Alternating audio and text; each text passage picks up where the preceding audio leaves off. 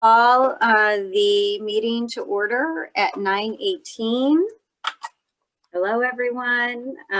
We're going to start with approval of minutes. So to approve the attached minutes from April 7th, 2021 meeting, do I have a motion? Ellen, motion. Wendy, second. Thank you. Any discussion? Okay, all in favor? Aye. Aye. Opposed? Any abstention? Okay, so we're going to move on to subcommittee updates, and we'll start with the Farmington High School Building Committee website updates. Do we have any updates related to the website? Yep, Devin will pull them up.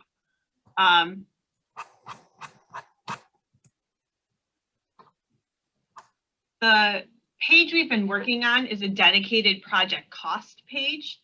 So on this page, we have the language that we have been producing in all of our newsletters and on the FAQ and everywhere. We also have, Devin, if you keep scrolling, added a table that we always give the numbers based off the average assessment. So here it would put in, people can see their own personal impact. We also put home market value because not everybody knows what their assessed value is. So this chart will enable people to go say, you know, I have this amount for my house, this is my total impact, and make it a little bit more real to them. So that will be live soon. And then we've been getting a lot of questions for a little bit more backup information about, you know, where those numbers come from for the financial forecast. So below in the resources area, we're going to include the financial forecast as well as the video of Joe Swetsky presenting the financial forecast to town council. So that way it puts context around what people are seeing. We will list out, and I have to add that as well, all of the assumptions that are made in that financial forecast, because that's an important piece of the puzzle. And then all of the bond schedule for the 4 bond issues will be included as well, just for people that want to take a look at it, see where those numbers came from. That's all there. So it'll be the bond issues as well as one additional document that shows, so we have, say, for example, 1 year of a bond issue is $1.2 million. There's actually a reimbursement from the bonding buying agency. So our net cost is different than what's on the bond schedule. And that's the number that's put into the financial forecast. So that's an important piece too, so that all the numbers match up. So that will be there. And then obviously disclaimers and more information that bond issuances are assumptions made for the purpose of the financial forecast. The timing, amount, duration, all of that is determined as the project progresses based on economic conditions and the cash needs of the project. So that will all be included as well. So that's our big update. Kat, this is really the outline for the budget topic meeting, I'm assuming, right? Yes, exactly. Okay, and Joe will be presenting at that topic Thursday meeting. Kat, so I thought we had a Rotary meeting yesterday. I thought they came up with really excellent questions, some of which we've heard before. Mm-hmm. So, and you did a great job answering, you know, the idea that this is an all in, you know, when it comes to budget, capital, other bonding projects, you know, for the town and the school district, that we're not just taking something in isolation. And I don't know if that's clear in our documents. So I didn't know if we wanted to be, and maybe it is, you know, it's something that keeps coming up. The other thing that keeps coming up is a question about what if it costs more, you know, and I think the answer of, you know, we not only have a contingency, but we also have escalation costs in there. It just seems like those 2 items continue to come up, at least in my opinion. I don't know what others feel, but it has been coming up regularly. Yeah, absolutely. And and just, I'm going to add on the actual financial forecast, all of that information that you said. This Okay. is the assumptions. Town increases, board increases at 3%. CIP, 3% of the operating budget each year. The debt service line is existing and future debt based off of our capital plan. And that also will include 2.2 million a year for Board of Education projects related to the K-8 facilities assessment. So I just listing all of those out. That's great. Shows that it's a comprehensive view. And it's, bonding's included, capital budgets are included. We make great revenue assumptions based on historical data. Grand list growth is based on historical data. So, it's all there. Right. Good. Kat, can I recommend you put in the rate of inflation too? Okay. Because sometimes the cost is almost equal to the rate of inflation on a yearly basis. So people look like, I've done this for other towns where you add up 10 years and you're really seeing a very minimal increase in the tax base that just keeps up the inflation rate. Thank you. Yeah. You might want to do an historical over the last 10 years and you'd be surprised that actually the increase isn't all that much. Okay. Yep. I'll make a note of that. Yeah, I think many concerns about the tax increase is when and if they're going to see a big bump in taxes. So I think Ira's point is good about just showing that it's pretty even with the high school project. And it's not planting other capital improvements and bonding and roads and the K-8. Again, I agree, Kathy, we keep hearing that from. I think there's just they didn't, because typically I don't think municipalities do an all-in and really look at this long term and say, we're not going to look at this project in isolation. And so I think everyone's assumption is that it is a project in isolation. So just making sure we're clear. Yeah. That we did our homework. Yeah, and I think also reflecting that, the survey results that 20 to 25% of your residents are, the percentage of are mostly concerned only about money. And you got 75% where it's important, but it's down on the scale. When you've done a follow-up research, you'll be surprised that if 1 in 10, the cost of anything is usually 6 or 7 is a major determining factor. It's when it becomes an emphasis, and the emphasis usually comes from the people trying to get a project done. Mm-hmm.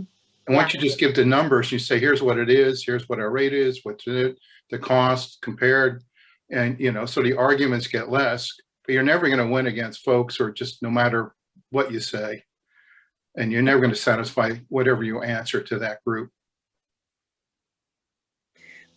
I did have, it's right here actually on the screen, the chart that you added, Kat, for just so people could look at more what applies to their home value and assessed value.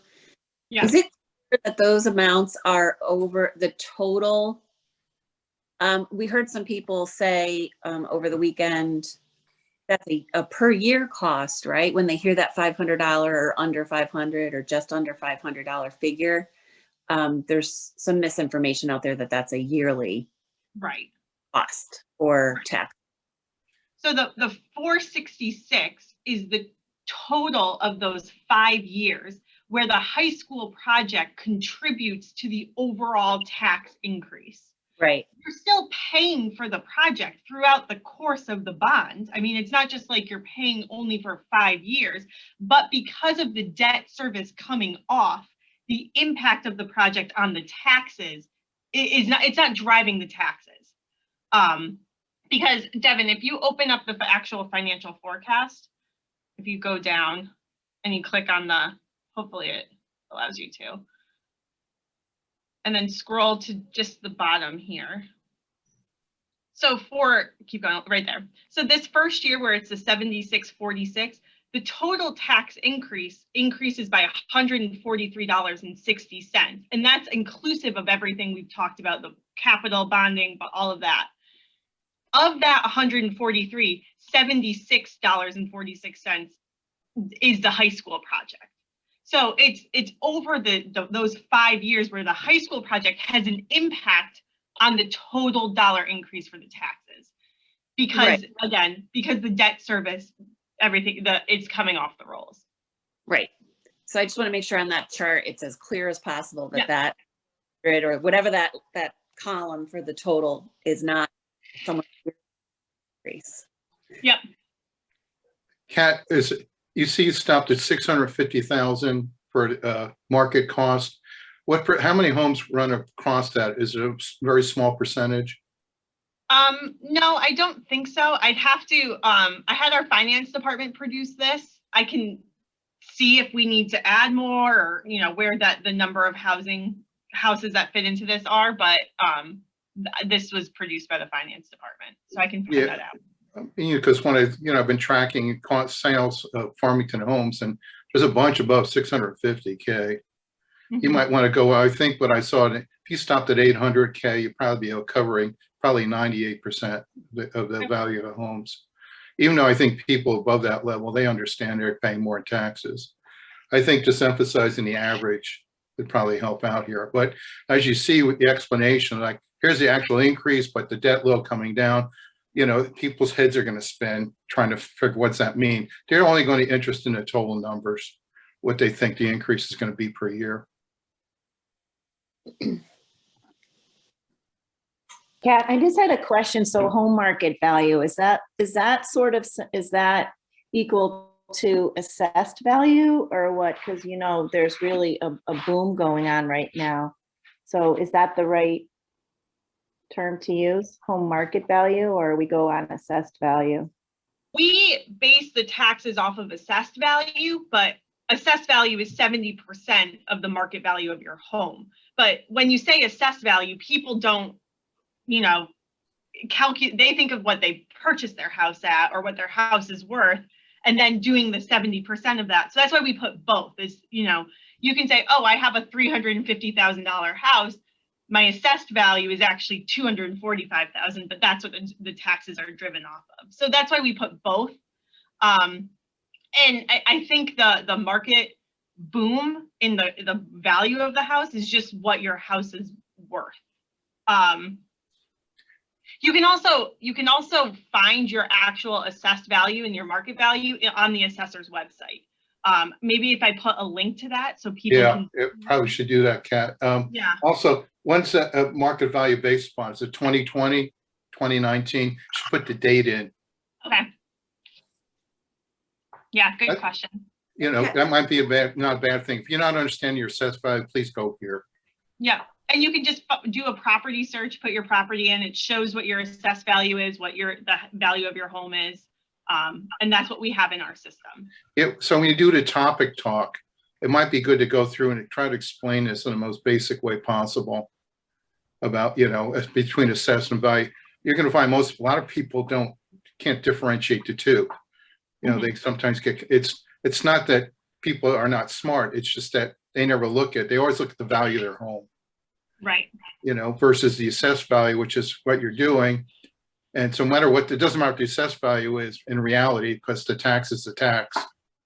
I think that is probably the point, even though we're having this unusual boom in housing costs, you know, the taxable value remains the same. You know, you could have a $650,000 home that then sells for $750,000, right? But your taxes didn't change because of that, right? Until the reval.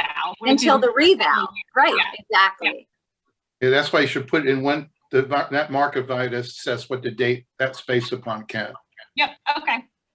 And Kat, do we know how often they come around and reassess our houses?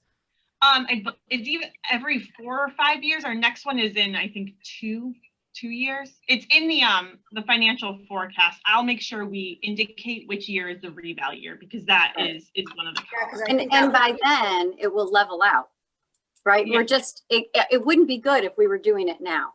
Right. This So it's last good that it's 2 column- years out. This last column here, which is fiscal year 23-24, that's the impact of the reval. Yeah, Wendy, it's usually every 5 years. It used to be Yeah. every 10 years, but because of the way the market changes, they had to lower it. And that you know, that's what takes the time. Yeah, and I just think it would be important to emphasize that too. Like the value is going to be from what date, and that's not every year that's going to be revalued and then Right. people are wondering, just like you were saying, someone was saying earlier, if they think it's this year, then people might start to panic a little bit with the numbers. Yeah, definitely. Any other questions, any other updates for the website that we have? Or is that it? I don't know if it's a website thing, Kathy, but I want to go back to your comment too about the overall cost you were saying of the project. So maybe it's not exactly what we're talking about here, but we have that project cost information we provide, and maybe we can provide just an explanatory note on that too as well, that we include contingency, that, you know, we're Yes. always evaluating. I don't know, we got to think about it a little bit, but that, I think Yeah. that's the place it needs to go. Just that it's there and part of our conversations moving forward too. Yeah, I think the other thing you want to do too on this, Meg, is that whatever's approved on the referendum date, you know, the town can't spend any more money. Yeah. But you can explain, people confuse between contingency funds. That mean, oh, you're asking for more money versus what's built into that overall cost. Right. And, you know, because, you know, when people build a house, I look and say, why is that costing more? Because you know, a good bill will remind you, well, to set aside a certain percentage, because particularly if you're renovating a home, you're going to rent, but a new building is usually more predictable than renovating a building. So the contingency cost might not be all that much, but the way materials are running today, I'm sure Mark can do it. You know, it's costing, I just saw yesterday in the paper, an extra almost $20,000 to build a $500,000 home just because of material upgrades and costs. Those are things you can't control, but I assume, you know, Mark, they're going to all be built into contingency based upon the most reasonable estimate. Correct. And so we've forecasted percentage of escalation, you know, based on our professional estimating consultants and other industry projections. But quite honestly, what today's market looks like, you know, could be very different, you know, by the time we actually get to buying out this project. And so where the market has been favorable from the contractor, or I should say from the owner side. In other words, people are getting good rates from their contractors. However, pricing of certain materials, especially on the residential side, like, you know, a sheet of plywood that used to cost, you know, $20 a sheet is now $90 a sheet, or up in the 80s anyway. So it's a little crazy, inflated with wood in particular. So we continue to watch, but I think it's important to note that, you know, we've carried contingencies and escalation percentages year over year through, I think it's 50% of the, you know, up through half of the project. So. Yeah, I think it'd be clear to say, you know, what a contingency fund actually is based upon, which is unpredictable costs. It could be materials, but, you know, or assuming that, you know, some contractor come in and they know they have to bid based upon what's coming in, but they also want to notice a contingency. So Mark, would you say the thing that would apply to contingency would be mostly cost of materials? Unpredictability. I think our escalation, we have escalation built into our numbers, which I think would be cost of materials and labor.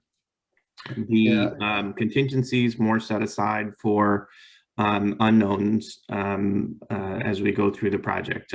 You could also use the owner contingency for, let's say the bidding came in favorable and there were certain items that we sort of put on a wish list that we wanted to add. We could use the contingency dollars for those wish list items, if you will. Yeah, Kat, this might be put into, maybe got in the weeds like this, but put this in when we do the cost. You know, about. I think we could come up with very, you know, one sentence. Even Kat, you know, Richard's response to the question that came in, there might be some good information in that. Yeah, one-liner in there that would work well. Because we are getting questions about, you know, almost at every meeting now and through the website about the cost of building materials. Yeah. And I think it's important, sorry, to also note that it was an independent estimator. It was not, you know, that we, you know, our owner's rep or you know, our architects did this estimation. It was an independent outside estimate. Yeah, we actually had two. So the architect had their own third-party estimator, as did we, and then we, reconciled the two. I mean, I think that's, you know, due diligence and, you know, a good part of the process that we were very careful about that. Yeah. I think due diligence and objectivity, Kathy, but really that this is objective. It's not based upon a wish list or we Right. don't know kind of stuff. It's just Yeah. normal practice of doing these kind of projects.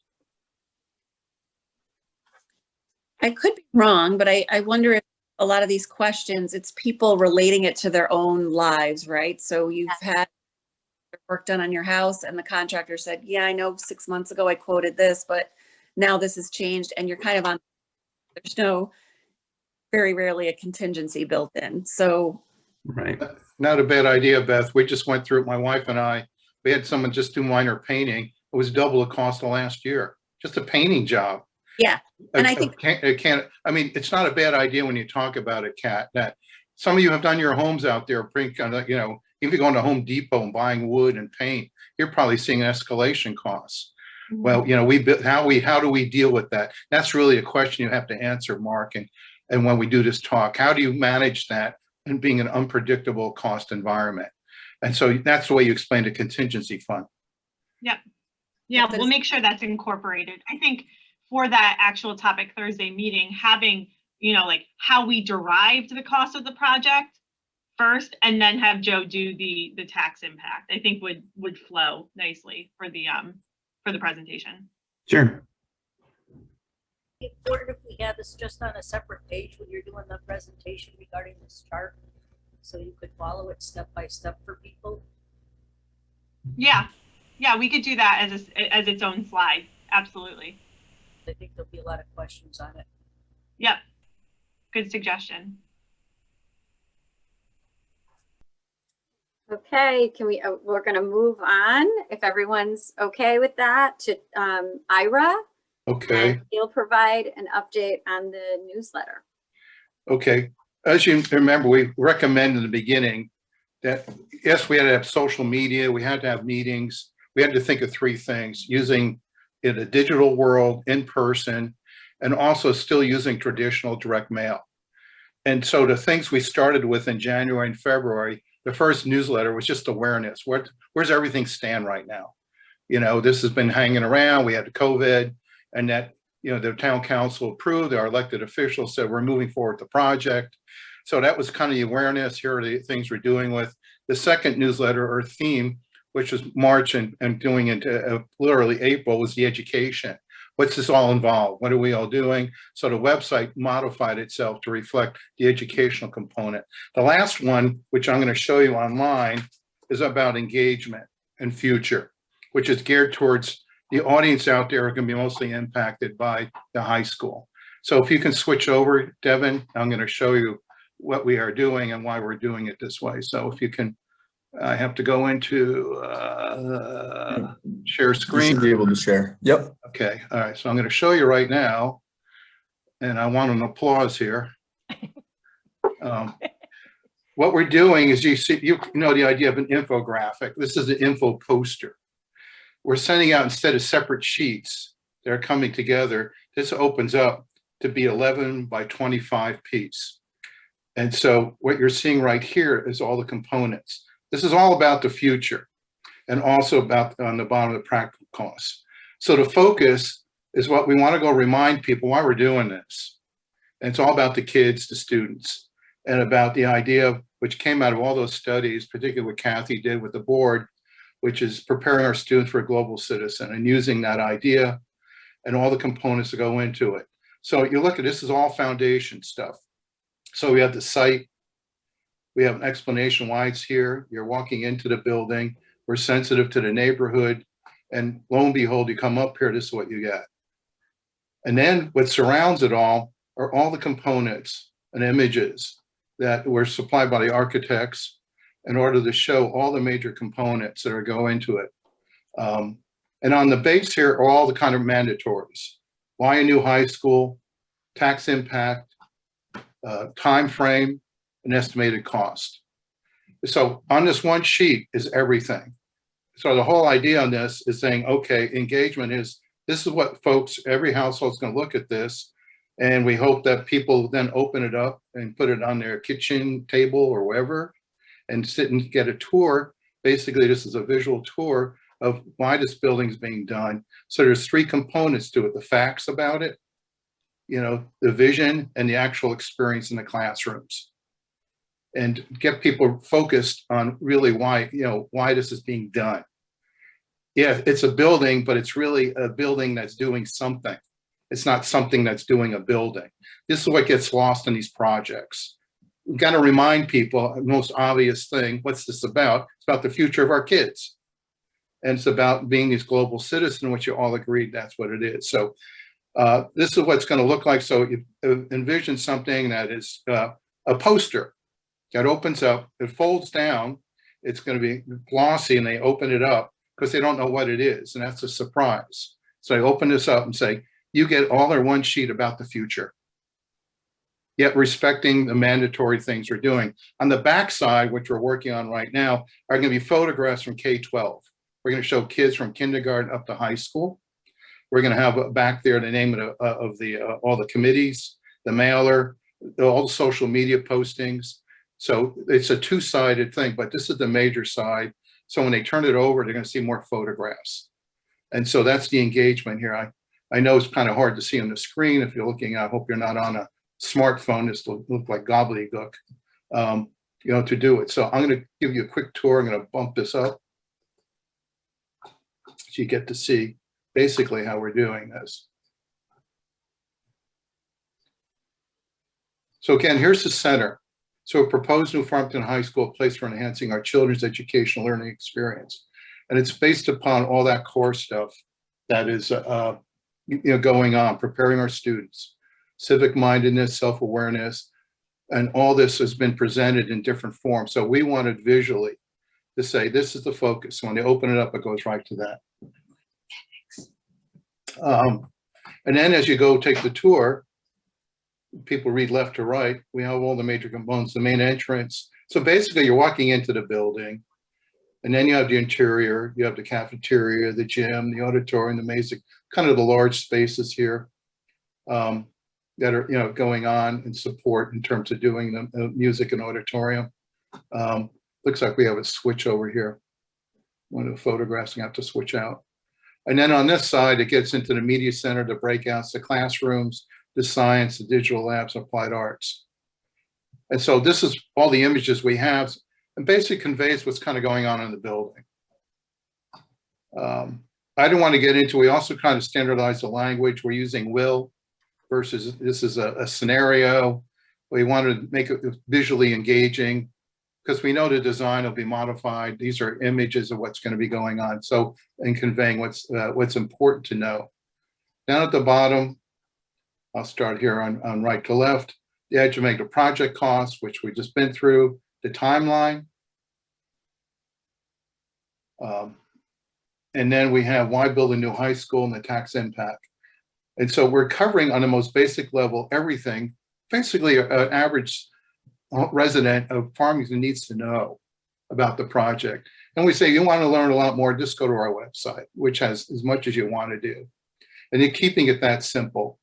And presenting it in such a way, so we're taking care of the neighborhood, we're protecting that. We know from the meetings that, you know, it's a pathway and it's protected.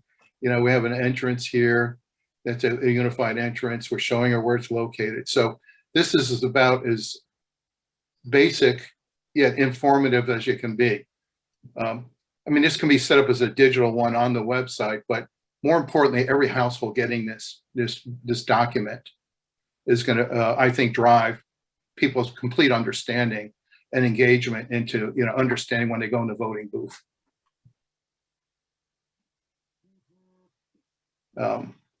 We did get some corrections back from, you know, from Meg and from Kathy and from Kat, and they're included in here. There's some minor word changes in here. So that's it, open for, you know, comments. It's we've done a lot of newsletters kind of going out. We felt we needed to do something different in Farmington and make much more of a visual statement. So people, when they look, they can visualize the future for their kids. And that's what this is about. Ira, Yes. what are clerestory windows? Oh, clear story windows are above. In other words, it's adding more light on top of space. Which one are you referring to here? Let's see here. I saw it over on the left. Physical education, cafeteria, interior. Yeah, clear story windows are skylight. You have skylights and high windows, so light's coming from the side. The clear story is actually, if you go to a church, when you see light above coming, those are clear story windows. So if you think that's a little bit too architectural, we can take that out. I do. I don't know. Maybe we could think, I don't want to insult anyone's intelligence when they read this, that they want to make sure everyone knows what we're talking about. No, this is fine. That's the comments. I'm writing it down right now. We tried to catch all the kind of technical terms that were in the original documents, and that one, I'll take that one out. I think you're right.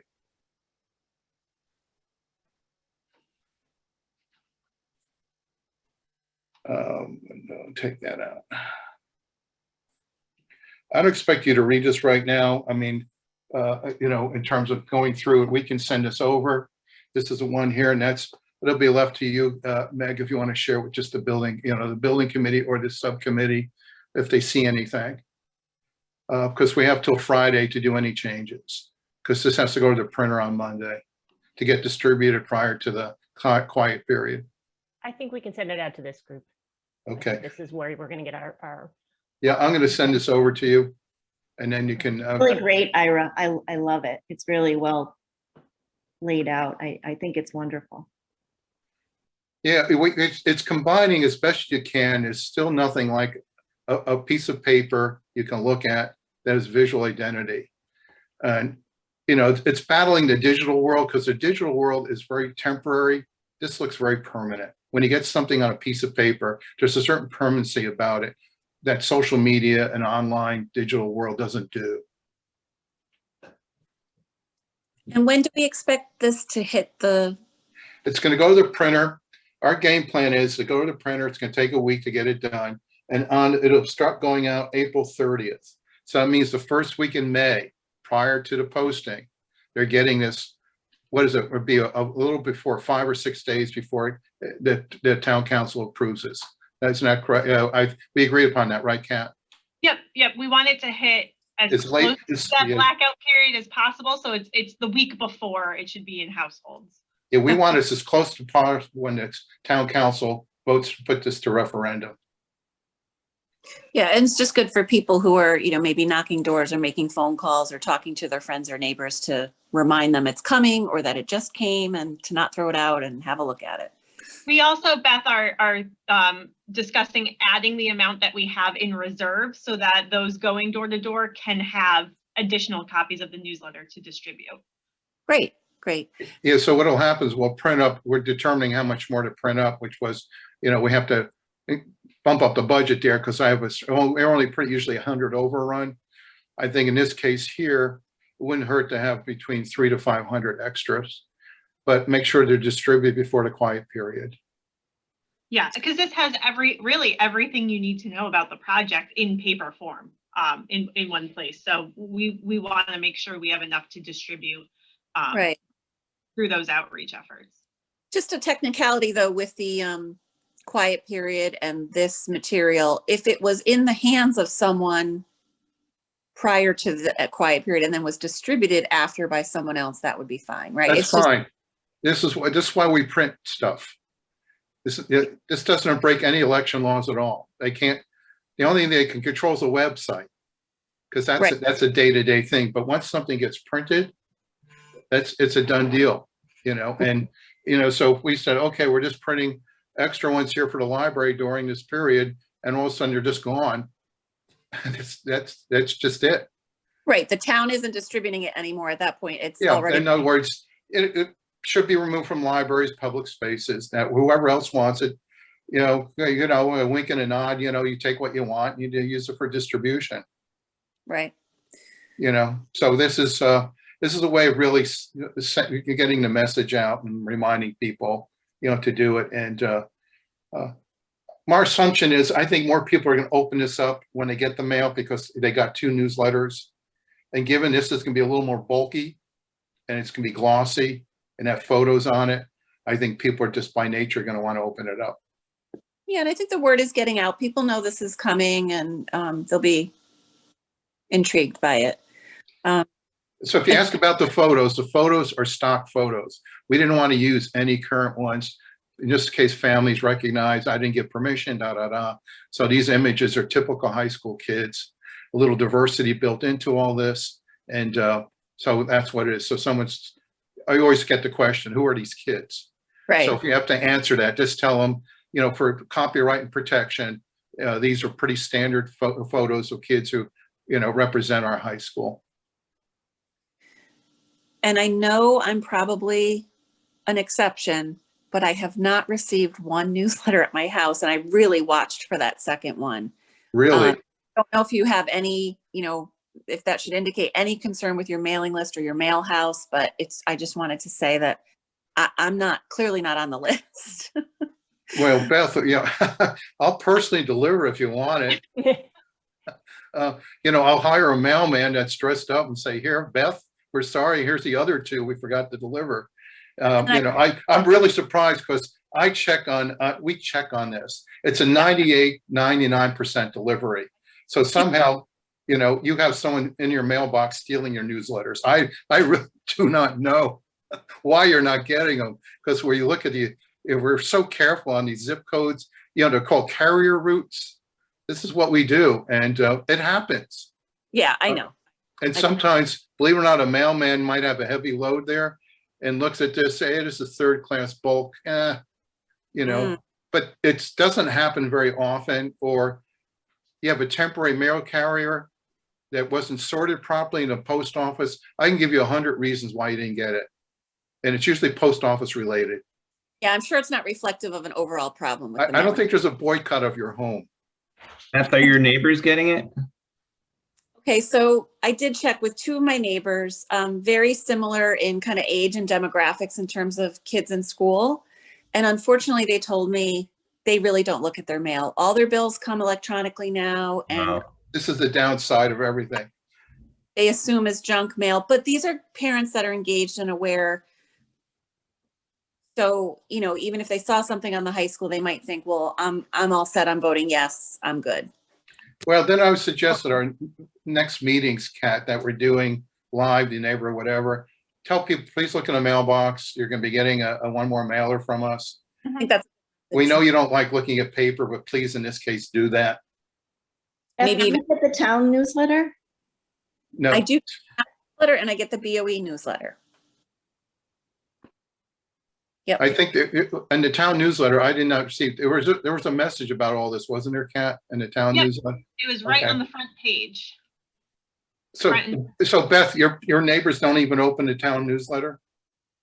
Doesn't sound like it. Sounds like they just keep their recycling bin right near the door, and I don't know what to tell you. I mean, this is the time of year. It was the time of year where tax forms are coming in, and they've got kids in college. Some of them. I don't understand. I know. I've heard these stories so many times, Beth. Anyway, I know we want to get the meeting moving here, but we think this is an effective tool. It's, it takes the infographic and call an info poster. And we can't think of any other way of conveying everything we're dealing with other than through a document like this. It looks really great. Thank you. It was good input from everybody. And this could not happen without, being clear and getting the information we needed from everybody. Does anyone have any comments on it? Wendy, what do you think? Yeah, I had a question. How set is this with your stock photos? Like, is this completed, or is there room to change some images? Well, the images we're using for what the architects gave us. Okay, well, I guess where I'm going at is if we're talking about diversity and your images, there's a big population of Indians and Asians. So as I'm looking at the pictures, and I know that's one of the subgroups that I'm working with to talk about the high school plan, just wondering if, they could be included as students. I was going to give the same feedback that is a large population here in Farmington, and I don't see Well, represented. I think it's just important. So it might be something that we could look at, maybe a different photo, some different photos to make sure that we're representing, all the backgrounds of our population. well, there's 2 Asians in these photos, believe it or not, a Latino, we have a Black. The only thing we changed over here a little bit was we thought, this is what we debated, putting in a teacher with 2 women students or girls in here, which is a focus on science, because you have so many people over at the health center, which is a big topic over there. That was just a subjective decision. But we do have that diversity, and it's balanced out based upon your demographics. We have ones that are all Asians. So I have to find images that show at least a little diversity in here, given the space we have and so forth. So, the only one I could see changing over here would be the one on the left, if you want me to drop the science and the young girls. I think if we just take a look at that, and I know you're adding some photos on the back, just to make sure that the students in the photos are reflective of our community. Yeah. I think just taking a look at that and making sure that everyone is represented.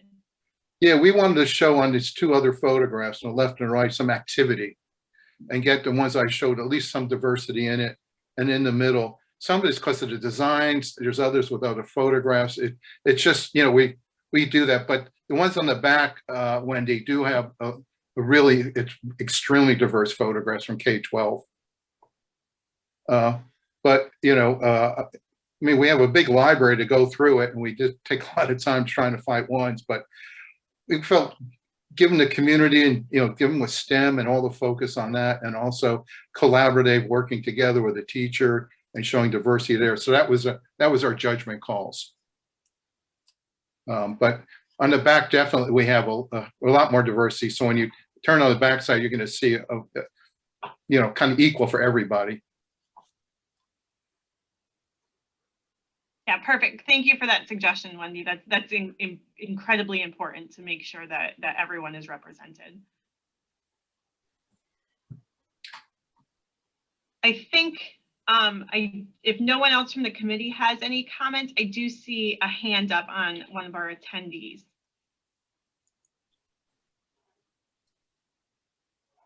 Marcus, I think you're able to speak. Okay. Hey, real quick, there's a lot of great information in here. I think it'll be good to have in people's hands, so it's a very comprehensive look at everything. I just encourage you guys to go over it really carefully. Obviously, it's really small on the screen and you can't see much. One thing that popped up to me is in that center panel below the preparing our students to be global citizens, there's a photo of the student entrance on the left and the sort of classroom quiet side on the right. The way that caption reads, it sounds as though you're saying the cafeteria, auditorium, and gymnasium are on the neighbors' quiet side. I know that's a sensitive topic for the neighbors, legitimately so. So whatever we can do to just remind people that it's been designed in such a way that the loud side of the building, including where all the public events would be and that sort of thing, is on the opposite side of the neighborhood. Sure. So it's just the way it reads. I know that's not the intention, but that's just the way that reads. So I just encourage you guys to go over everything. That's big. Yeah, we can take care of that. Okay. So we couldn't put both sides of it in here, and it just we've given that the neighborhood and Highland and everything. We just wanted to show that this is the quiet side. All right, we'll fix that copy.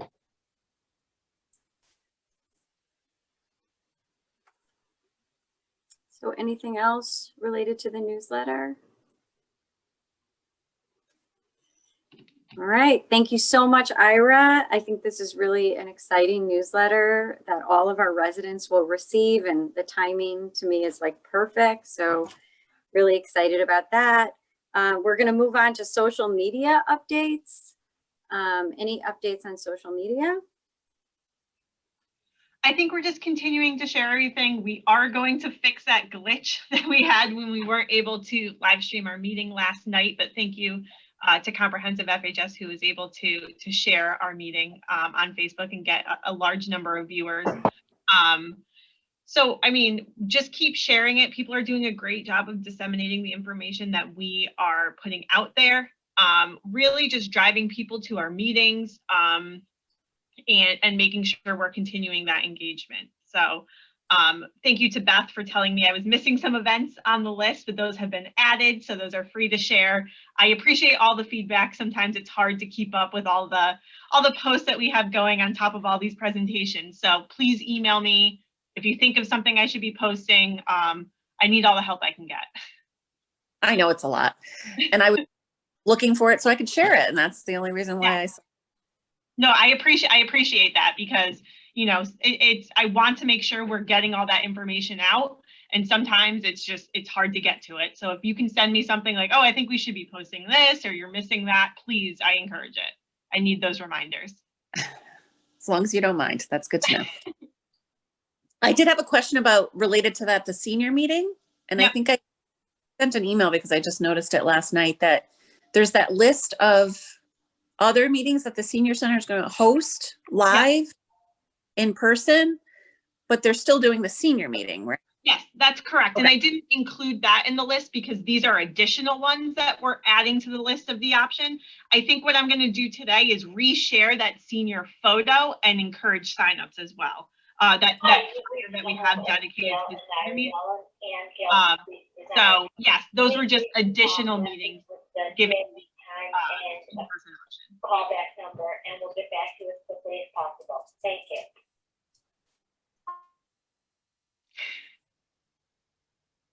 I don't know what that was. I think someone was getting a voicemail.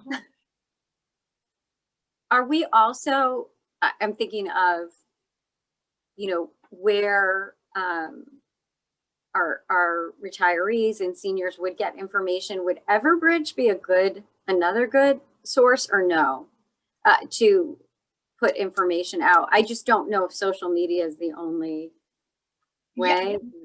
I'm not sure what the demographic of Eversource users are, but I'm happy to use that as another avenue as well. I mean, it doesn't hurt. The more that we're disseminating this information. Yeah, absolutely. Yeah. And I think that would be email versus social media, which is probably going to hit more the demographic maybe that we're looking for. Although, I think there's a high usage of social media among this age group that we. Yeah, I'm sure. Yeah, I'm just trying to make sure that use in every possible way. Is it something we could ask some of our senior supporters like B. Stockwell and, some other folks to share email to their network? Because this is our last senior meeting. Mm-hmm. Oh, absolutely. I mean, I think that's important for every meeting, the PTO leaders and the school-aged parents sharing with their networks to get people to these meetings is what we need. And that support regarding, the referendum date and getting out to vote is what we need. So yeah, utilize your networks, everyone, and encourage people to do the same. Yeah, it does take a bit of time, but I think that's that personal connection and reaching out to people's pretty valuable. Absolutely. So any other updates?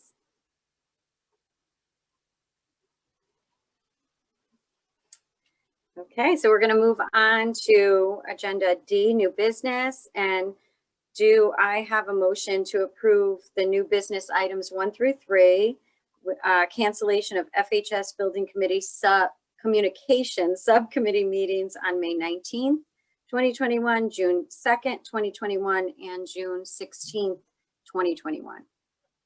Ellen, motion. Wendy, second. And any discussion about this? I would just note that these are meetings taking place during the blackout period. You will see on the agenda as well for tonight's meeting, we're canceling meetings in the blackout period. We are also canceling the June 16th because my understanding is that is FHS graduation. Yeah. So taking meetings off of that day as well. So these are just kind of getting ahead of the schedule, canceling things that are on during that blackout period and not interfering with FHS graduation. Let's hope we have many more meetings after. Yeah. Just a quick question. Are we not allowed to meet during the blackout period? Is that the purpose of canceling these meetings? Well, because we can't advocate for the project or, I mean, we technically could meet, but I think it's safer to cancel the meetings. We also really don't have business to discuss during that time because we are in the blackout period.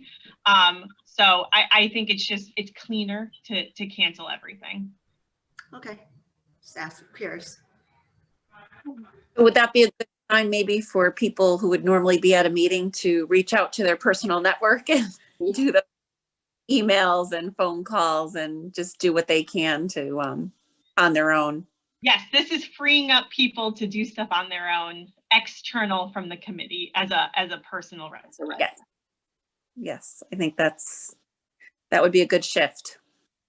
We'll have that conversation. Do we have one more meeting? Yep. In between here, and I think that's something we can talk about at that last meeting is, okay, you know, these are the next steps, this is what's happening, this is how we can engage. Yeah. And get some more, you know, just suggestions, talk, conversation, those kind of things, I think will be good Yeah. for the last, well, I'm not gonna say the last meeting. It's the final meeting before the referendum. That's right. That's how I'm gonna put it. So. Okay, so all in favor? Aye. Aye. Opposed? Abstention? All right. So now we're at adjournment. Are there any other items before we adjourn the meeting? I see a hand up again. I see Marcus's hand. Thank Just you in for time. keeping track of that. Yeah. I don't want to miss it, so I have it up on my other screen. Yeah, real quick, sorry, I don't want to keep this meeting any longer, but two quick things. One, we would love to have extra copies of that poster to distribute on our canvassing efforts. And two, we are doing a massive town canvassing effort. And if you would like to join us, please do. Reach out to me, let me know. We've had BOE and town council members already out there hitting streets. We have our own crew of volunteers, but we could always use more help. So feel free to reach out to me for that. Kathy, can I suggest one more thing? I saw that nice note from B. If we can ask other people to send letters to the editor, to the Current and to the Valley newspaper, wouldn't hurt. You know, particularly during May. And they might put some in the Current, less so, but maybe the Valley and other publications. Letters like that are really important. And or share, I would at least share that one with the PTOs, stuff like that, letting them know that particularly being a grandparent is a nice story. Ira, she's also shared that and a photo with the advocacy groups. So we're hoping to disseminate that at least on social media. Yeah. Great. I mean, social media is important here, but still people, particularly people who still read newspapers, like to see letters to the editor, Agreed. which is, they're not on social media looking at this stuff. It's a different group. When you go under 40, it's all, you know, digital. When you, and 40 to 50, it's a mix. I mean, above 50, it's still pretty much print still has a big impact. But I think it's good if we have these sort of statements from people like B and, you know, covering all the demographics, and then we translate that, you know, that can be easily put into a letter to the editor. We can kind of hit all aspects of just getting Right. the word. I mean, there's nothing wrong with posting those letters to social media at all to the group who would read those, but you know, it's going to be really thinking differently during the quiet period. Who's going to do what, and how are we going to disseminate some of this? question, I guess during the quiet period, we're allowed to submit letters, right? I know we talked about that. Michael Smith had brought that up. Oh, yeah, Wendy, you can't submit as a member of the committee, but you can submit individually. I'm a parent and a resident of Farmington, and I support there's nothing wrong with doing that, as long as you're not representing or using public funds. Okay, just no reference. It's all, you have all First Amendment rights to say and do what you want. I've seen it all. I mean, I've seen board members go out and, not as a board member, and they go out and they run pack groups. I mean, I've seen the most unusual stuff, but as long as they represent themselves. Okay. And don't represent the group, or you're using funds, taxpayer funds. Would you say, Ira, that to not mention that you serve on the Board of Ed or the committee in those communications? You can't say, you can't put in any illusion that, any reference that you are, being a board member. I see things, you have to talk as a parent or a resident. Right. And not allude to being a board member, because that's influence. Okay. And so, unless you want to resign, and then you can say that. If you resign and you say, as a former board member, they can do that because they're not officially in that capacity. But as long as you have an official capacity in any of these groups, you can't mention it. Okay.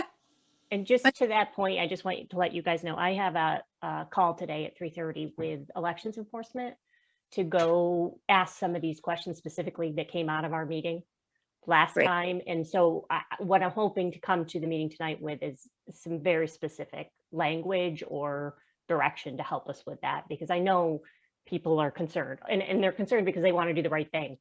And so elections enforcement is all about it. They're happy to talk to us. They want to give us direction. So I hope I'll have that. If not, worst case, I can, I'll disseminate it certainly before blackout, but I'm having that conversation at 3:30 today.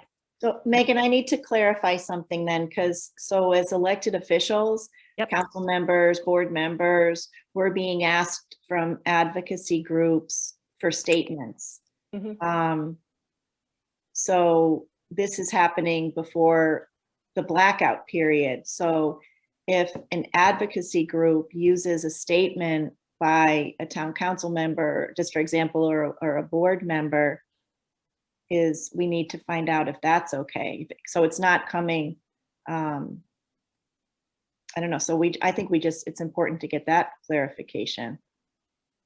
Yeah, anything you do before, Ellen, my understanding from doing this a lot is that you can represent, because you already have stuff that's out on the sites and so forth like that.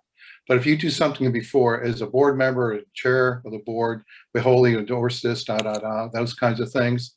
And because this can be date and stamped. So an advocacy group can use that after the May 11th blackout. Right. It's public information. If they downloaded it or recorded it or did something, there's nothing you can do about it. You can't shut down free speech. You have to separate the free speech from using public funds, is really what they're concerned about. And this is where people get mixed up, is that, and particularly if you're on an official function, you just can't represent that group. So after, for example, a posting, you went there as, let's say, I live in town, my kids graduated, or I have kids in school, I definitely support this, this project. And then that's perfectly legal to do that. Yeah, so I think the clarification as to whether or not you can mention that you serve on the Board of Education or on the town council before the quiet period in something that could show up post-quiet period would be good to have for people. I think, you're right. They want to do the right thing, but we don't want people to feel stuck or frozen and not wanting to do anything. And then we don't get these statements out there. Yeah, if you have a website, if you have a Facebook, or you're using, Instagram, and you're saying, I'm supporting this, I hope you go out and vote for this. Sure.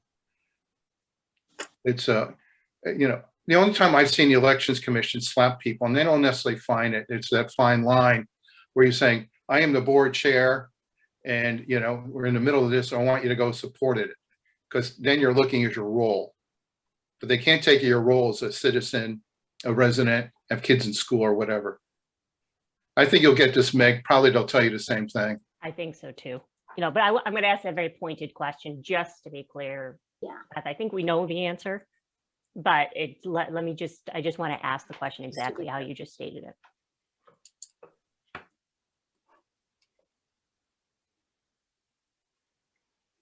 So do I have, I think we're all set. Do I have a motion to adjourn the meeting at 10:18?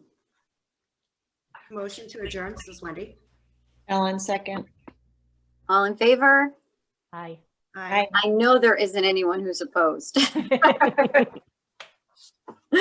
All right. Thank you all so much. I feel really good about everything that's going on in communication, and we've received lots of feedback about, that residents really appreciate the level of communication that's going on. So great job to our communications subcommittee.